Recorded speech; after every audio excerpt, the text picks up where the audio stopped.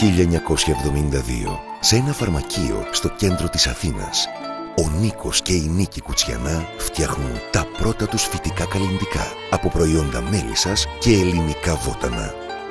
7 χρόνια αργότερα ιδρύουν την Απιβίτα, την πρώτη εταιρεία φυτικών καλλυντικών στην Ελλάδα. Πηγές έμπνευσης η κοινωνία της μέλισσας και τα προϊόντα της, η βιοποικιλότητα της ελληνικής χλωρίδας και η ολιστική φιλοσοφία του Ιπποκράτη. Η Απιβίτα δημιουργεί φυσικά, αποτελεσματικά και ολιστικά προϊόντα για την υγεία και την ομορφιά. Οι συνθέσεις της Απιβίτα αποτελούνται από φυσικά συστατικά σε συγκεντρώσεις έως και 100%. Συνδυάζουν εκχυλίσματα από 5.500 ελληνικά βότανα με αγνά μελισσοκομικά προϊόντα και βιολογικά αιθέρια έλαια. Η Απιβίτα χρησιμοποιεί ανακυκλωμένες ή ανακυκλώσιμες συσκευασίες.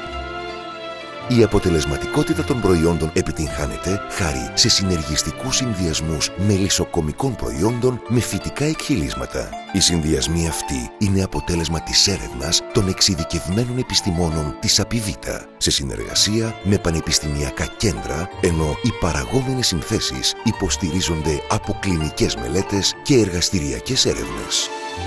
Η Απιβίτα αξιοποιεί τη δράση αγνών αιθέριων ελαίων που επιδρούν ευεργετικά σε σώμα, πνεύμα και ψυχή. Σήμερα προσφέρει μια πλήρη σειρά με προϊόντα περιποίησης για τα μαλλιά, το πρόσωπο και το σώμα, προϊόντα για την προστασία από τον ήλιο, προϊόντα αρωματοθεραπείας, μέλι, γύρι και βασιλικό πολτό. Τα προϊόντα Απιβίτα διατίθενται σε περισσότερα από 4.000 φαρμακεία και σε 10 χώρες του εξωτερικού.